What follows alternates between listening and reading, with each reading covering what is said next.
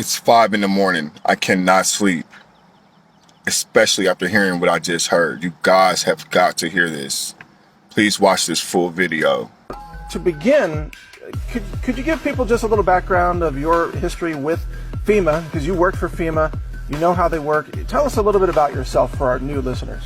Started as a volunteer and I worked my way up the ladder.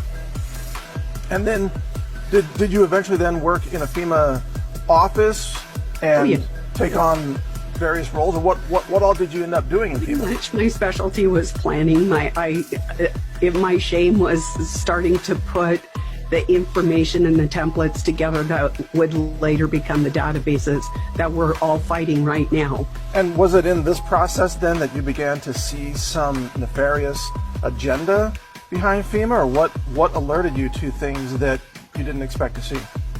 Oh, actually, when I went to work for them, I was awake. My dad worked for naval warfare, and when I was 5 years old, he looked me in the eye and he said, "This is going to happen on your watch. You need to prepare."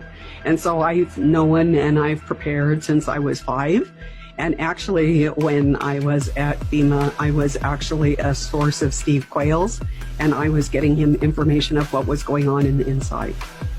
So the real agenda, if people go to the World Economic Forum, that's held in Davos, they can see this big graphic, and if you click on the COVID-19, there's like a spike. It looks like the spike coronavirus, and on each spike is a different disruption of all of society.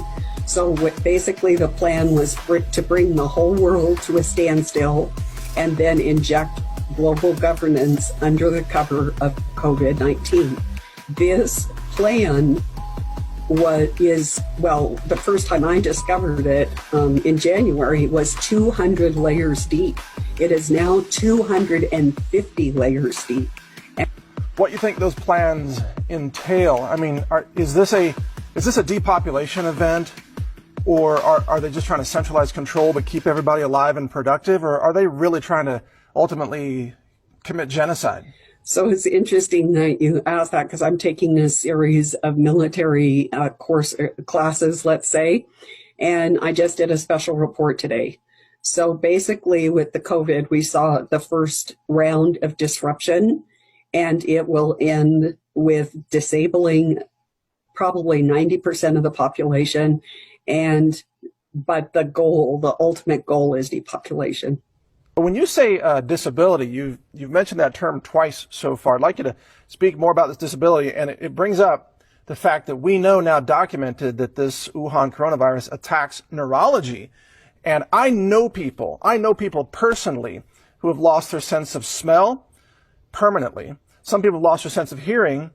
Some people are suffering brain damage. So is part of the disability an actual kind of neurological lobotomy, to where people can't even process anymore? They can't even think to resist? Is that part of it? Yeah, so it is a biological, chemical neuroweapon. And I just filmed a breaking news story giving the evidence of that with clips from the people that head that up in their own words. Is that something you're releasing as a video, or how could people see that? Yes, it will be on my Patreon site. I'm going to make it public on YouTube, and I will also be putting the transcript so that people can have that and share with their friends and their family. I would assume it will be up sometime later today. Give us a description of what this is going to look like as the food supply creators are everyday Americans. I mean, remember with the thousands of cars lining up for the food banks back in March and April? Are we going to have like massive refugees of millions of Americans streaming into the FEMA camps voluntarily to say, feed me and I'll agree to whatever? Is that what it's going to look like? I mean, you tell me. I'm not trying to put words in your mouth here. So basically, there were several objectives after Hurricane Katrina. And one of those was a bill that was spawned after Hurricane Katrina to establish public reception centers at your local Walmart or whatever large facility. It could be Costco, whatever. And it was set up in case of a nuclear event, but it could be any disaster. It could be a pathogen. It could be an earthquake. It could be a hurricane. We're already conditioned to do that.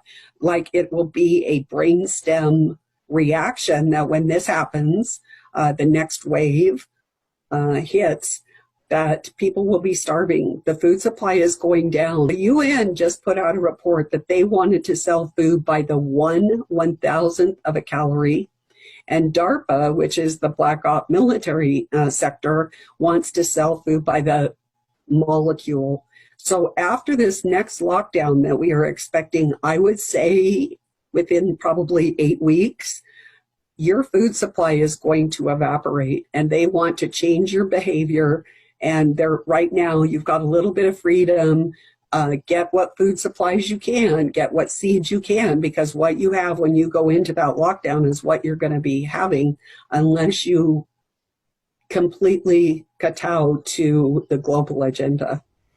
And how is it, my question to you though, Celeste, is how does FEMA run that whole idea of, hey, we're here to help you. If you want food, come on in and consent to this FEMA camp. How does that exchange actually work? How do they run that on the streets?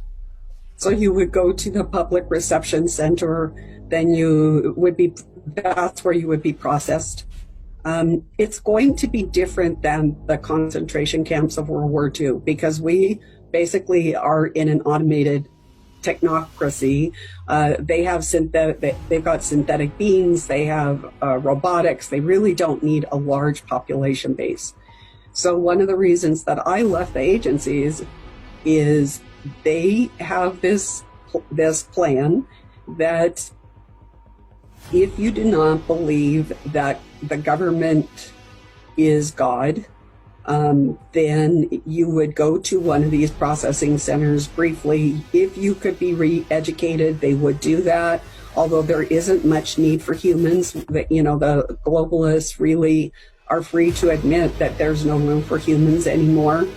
It's our duty to expire so that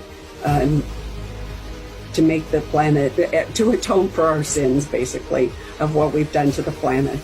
And so you will basically be killed.